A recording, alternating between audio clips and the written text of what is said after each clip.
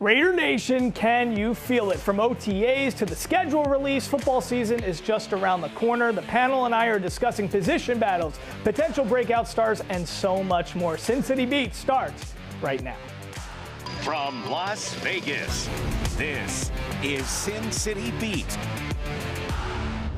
Hello and welcome. Thanks for joining us on Sin City Beat. I'm Mike Davis. We got a big show for you today as we're itching for football season to return. There's a lot to break down when it comes to the silver and black this season. It's a critical offseason. Joining the conversation today on the panel, we have Case Kiefer, assistant sports editor of the Las Vegas Sun, our very own sports reporter Mariah Janos with Fox 5 Las Vegas, and of course Q Myers, the host of Unnecessary Roughness on Raider Nation Radio. Great to have you guys with us. So let's kick this baby off. OTAs started this week, and one thing we're all intrigued about is the position battles happening at key positions. I'm talking about quarterback, running back, wide receiver 3, and even the O-line. So Q, let's start with you and QB. Aiden O'Connell versus Gardner Minshew, both vying for that QB1 spot. Who wins the job and who should have the job? I feel like Aiden O'Connell's going to win the job. Actually, I feel like it's Aiden O'Connell's job to lose. Let's put it like that. And the reason I say that is Case is shaking his head. He's already started. And I like that. I like that because I understand exactly where he's going to come from. Yeah. But I feel like Antonio Pierce has his back and has shown that from day one. So that's why I feel like he's a leader in the clubhouse. So like he's the leadoff batter, you right? think he should get the job and will get the job? I think he's working to get the job, right? I mean, I just think that he is in line to be able to do that. He's got to prove that and earn the job. It's not going to be just given to him, but I feel like he's the leader in the clubhouse. He's the guy that AP's got his back, has shown it many different times, and is going to be given every opportunity to do it. Now, Case, but he's got to do it. Why are you shaking your head?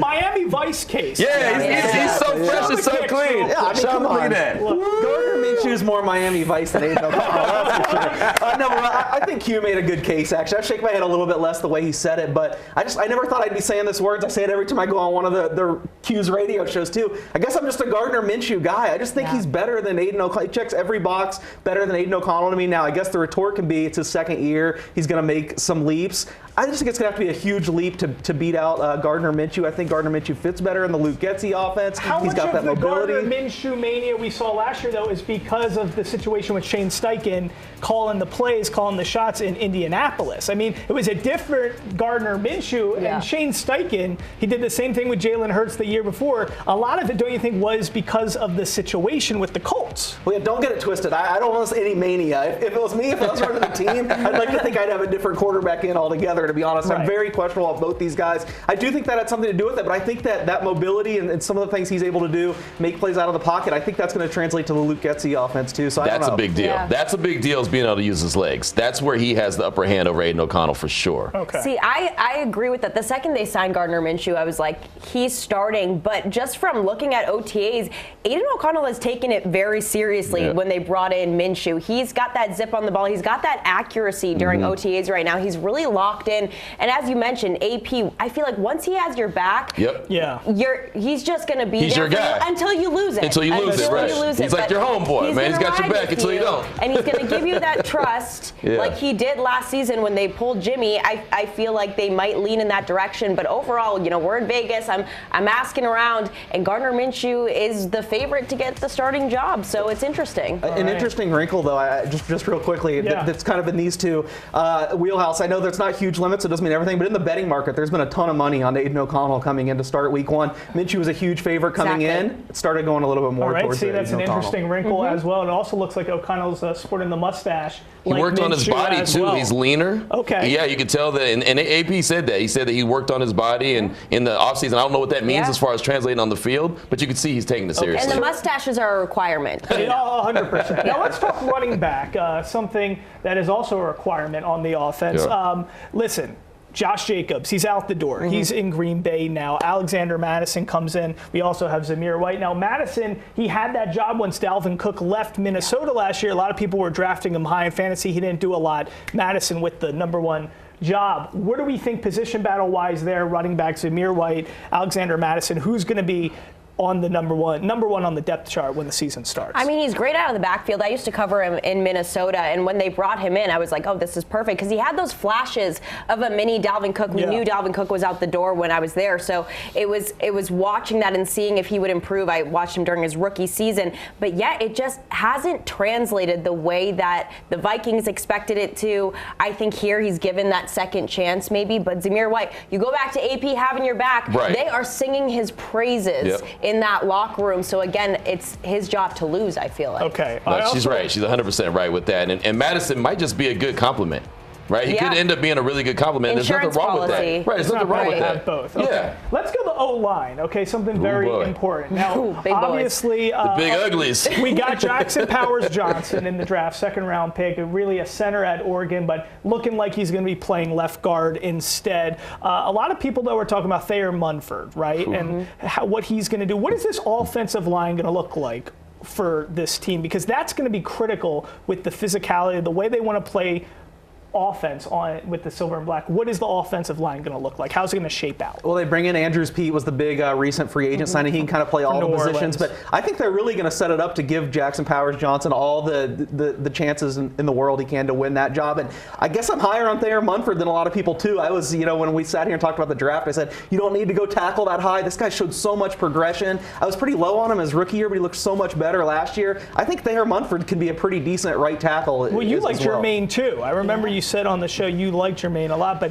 what do you think? Is Jackson Powers-Johnson, is he going to be playing? I mean, is there any chance Andre James is not playing center and Jackson is? No, not this year. Okay. Not this year. I'll say that because, look, there's three options at center. You have Jackson Powers-Johnson, you have Andre James, and you also have Dylan Parham. All three guys can play at center position. But going back to Thayer Munford real quick, you're the one guy that had Thayer Munford's back like through and through. He did. And Thayer Munford at OTAs told us he keeps receipts, right? And he heard everything that everyone said, including myself, said, hey, man, they need to go out and get a right tackle in the draft. And he said, I heard all of it. I kept receipts. I'm not going to worry about it. I'm just going to go out and show what I can do. So Case is apparently in the good side, in the good races with Thayer. Thayer Munford, real quick, I just want a quick answer. We got like 30 seconds left. We know we got Devontae, Jacoby Myers. Who's wide receiver 3 on this depth chart? I kind of think it won't be listed this way, but I think Brock Bowers is going to be split into the slot a lot. I think it's basically going to be him. I think so too, but I'll just go ahead and throw Trey Tucker in there for deep purposes. Okay. I would say they're going to give Trey Tucker a shot. They want to get that young kid in there. He's got the speed. We'll see. All right, guys. There you go. We're breaking down these positional battles, but, I got the best. Nobody would take over you guys on this panel. Me and Mariah are solid. Case, Miami Vice Who took your seat? Me and Q go back like babies and pacifiers. Here on Sin City Beat. Next up, we're telling you about the players who have breakout potential this year. You don't want to miss it. That's coming up next. You're watching Sin City Beat.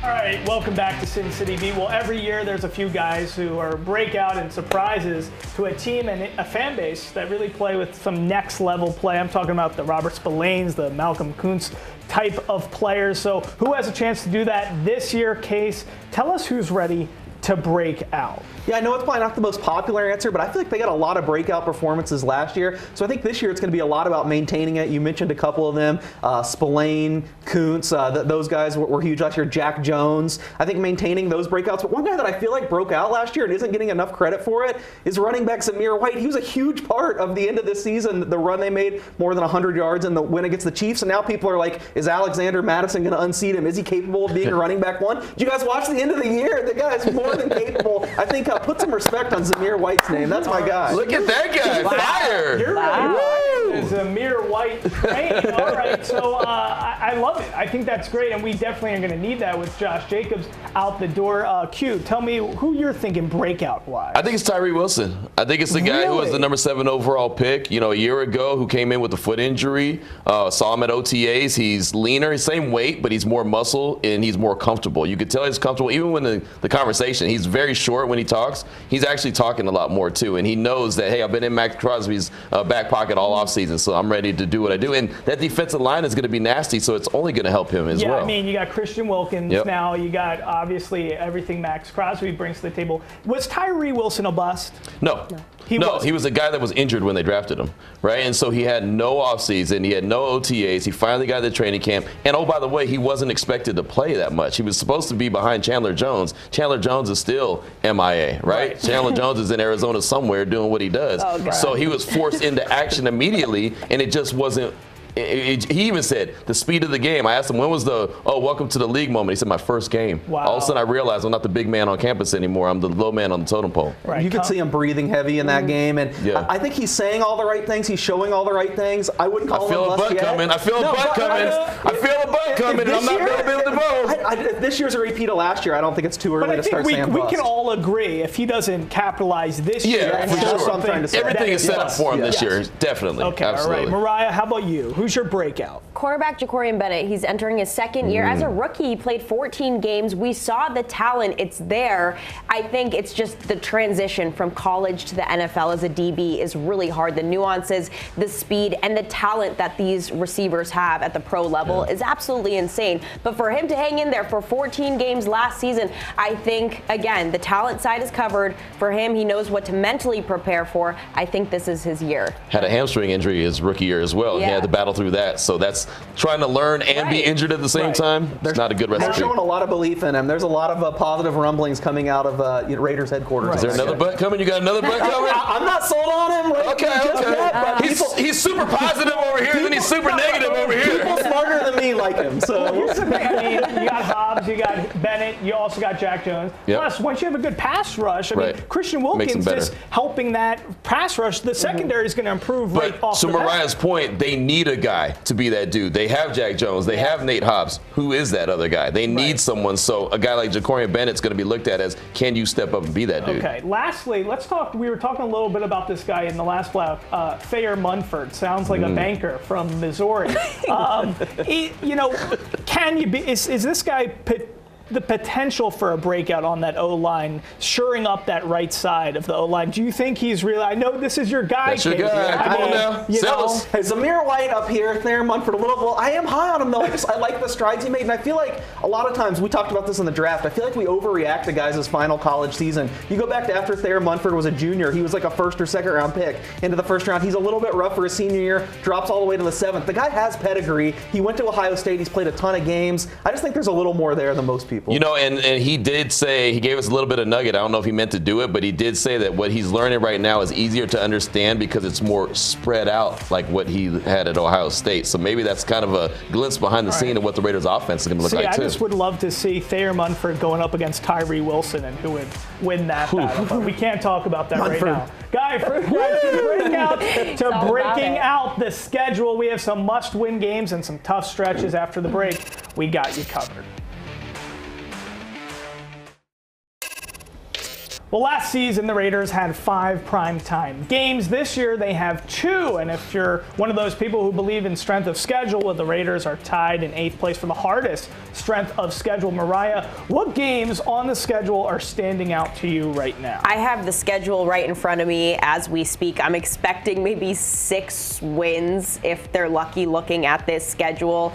I mean, who's the negative one now? I'm sorry, but they begin and end with the Chargers, and I think I have a really good feeling about the Chargers this year. Just with Don't Harbaugh. we say that every year, though? We say that every year, but they got How many years they got the guy in charge. They got Harbaugh this year. They have all the right pieces. So those games, then you got Baltimore in week 2, and you're on the road in Baltimore. I do expect just one random Kansas City win. Just out of thin air. Right. Yeah, you got to.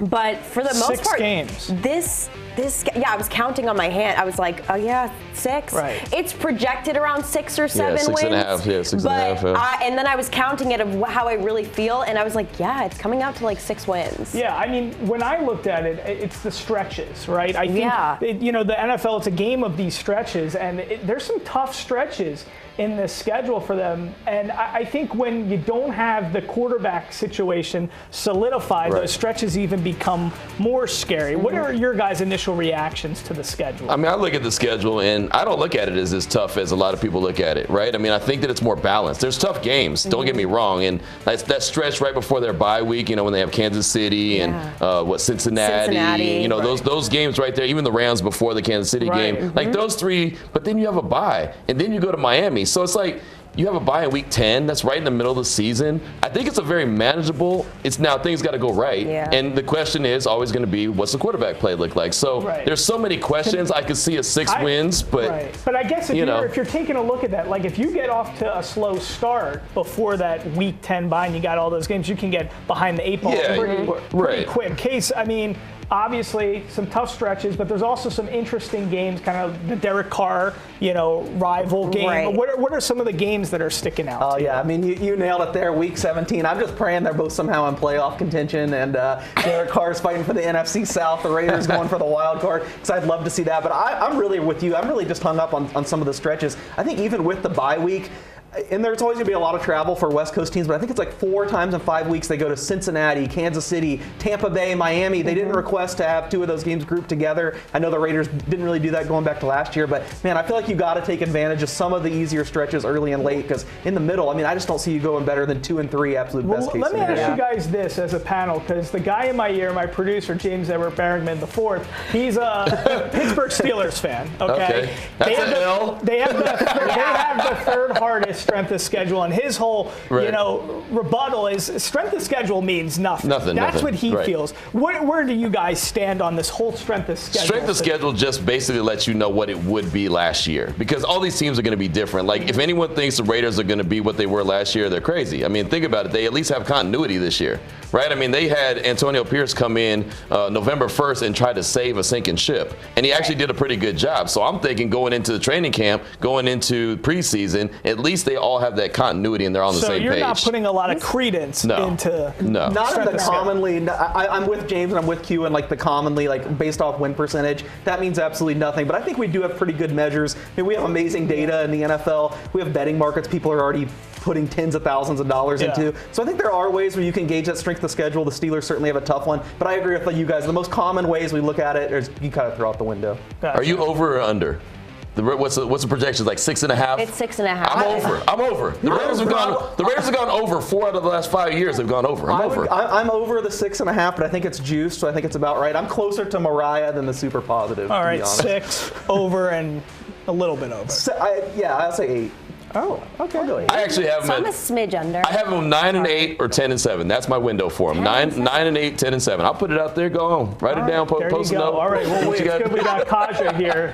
She'll be putting that on social. Everybody can take a look at that. All right, guys. Hall of Fame center and NFL legend Jim Otto passed away last week. Coming up, we're reflecting and honoring the ultimate Raider. Jim Otto played 210 straight regular season games, 12 Pro Bowls, 10 All-Pro selections, a Hall of Famer, enshrined in 1980. 00 Jim Otto was a key member of the Raiders for 15 seasons, having never missed a game. Q Myers, when we talk about the epitome of this silver and black, what it means to be a Raider, this guy is it, right? Yeah, I mean, he's the original Raider. He's the guy that a lot of people believe is actually on the side of the helmet. They believe that he is the guy in that patch. He's not, but a lot of people believe that he is. And really, he honestly probably could be. But in his words, they'd have to break his nose, right? Because, I mean, he's that guy. And just the toughness, just what it meant to be a Raider, not missing any games, having the pride to do what he did. I mean, he's everything. He means everything to the organization, means everything to the fan base. It's pretty cool what even they posted on social. You saw Mark Davis lighting the torch to honor this guy. Case, I mean, look at this. This is a different level of football. I mean, my producer, James Edward Berringman IV, he's never missed a day. He's actually missing 2 this week to go to a bachelor party in Scottsdale. Okay. So he was Jim Otto before this week at Fox 5. But I mean, this kind of football we're seeing, this guy, how big of a legend? I mean, it's Jackson Powers Johnson. If he could be half of what Jim Otto was, we'd say we'd be. Don't put that on him, man. Don't put that on him. 16th. I'm still recovering. I'm mind blown from the logo thing. I can't believe I learned something from Q today. But you always learn something from me, my man. Yeah, I mean, Jim Otto, you can't say enough. And beyond just the toughness and embodying the Raider spirit, how about the other phrase they always go by? Once a Raider, always a Raider. Yeah. He's been with them every step of of the way. He was in the locker room after the final win last year. I think he helped the move back to Oakland to Las Vegas. He's meant everything for this franchise for decades. There you go. And Mariah, what about the injuries, right? Oh, it's insane. 74 surgeries that we can confirm. Right. There were probably more, let's be real. And honestly, if your prosthetic leg has a Raiders shield on it, so Yes, that just says everything. He had to have his leg amputated later in life. Yeah, but I mean, it's a different level of football. Does it make you miss the old days? Even me, when I reflect, not even that long ago, the Brian Dawkins hits, those types of things. Considering you can't make a tackle now, yeah, probably. Yeah, the toughness, you know, and you want to see these guys out there all the time. The NFL obviously doesn't want Jim Otto type injuries to happen, so they're trying to be as safe as possible. But yeah, you miss that. You love that dedication. He played when guys played because they had to play. Right? I mean, you didn't play, you didn't get paid. Right. Now guys, they get their guaranteed money. They're like, you know, I can sit this one out, you know? If there is a modern-day descendant, though, it might be Max Crosby. So that's pretty appropriate, and I know they had a bond. Well, he would definitely be a Coach AP type of player, right? For sure. I mean, that toughness, that physicality, and there's so many legends. And it looks like, listen, this team is bringing in, hopefully, a whole new era of that quality and type of player. But they always say, once a Raider, always a Raider, and that's one guy right there. Guys, any last words? Any things you want to say regarding Jim Otto, the schedule, positional breakdowns? We have about a minute left. Well, I think training camp, when it comes around, is going to be very competitive. And I think that's what Antonio Pierce is trying to do, make it as competitive as possible. We talked about the quarterback, the offensive line, running backs, wide receiver. I think everyone is really going to have to work for their jobs, and that's going to be the most fun part about the training camp. I just can't believe they're ditching Henderson for Costa Mesa for training camp. Oh, hear about how tough this team is. He can't do up a little bit of heat. Hey, come on, 5th year in town and you're bailing. You're not loving that. Means he's not going. I'll be there. But, then you should get excited. Right, about exactly. That. I'm gonna be on the beach with a Mai Tai. You'll be at the hotel lobby bar, I'm sure, in Costa Mesa. Yeah, we'll see. I'll be somewhere. That's little umbrella in the drink. He already has his shoes on. He's got his Costa Mesa shoes on, and he's complaining. I'm just saying, the hard-nosed team, and then you make, let's go sit back on the beach. I don't know. I'm not sold on the move. I think sometimes it might be good to change it up. That's where you're playing every. Right. It's not bad. It's kind of like it's a bonding thing. Right. You're going. It's like me and Case. We're gonna go bond for a couple weeks. Just me and him. We're gonna share the same room and everything. Can you? All right, now I'm in. Okay, we're gonna go send you guys to Centennial Hill. That's what we'll go do, guys. I want to thank my great panel: Q, Case, Mariah. We'll see you next week here on Sin City Beat. I'm Mike Davis. Thanks for hanging out.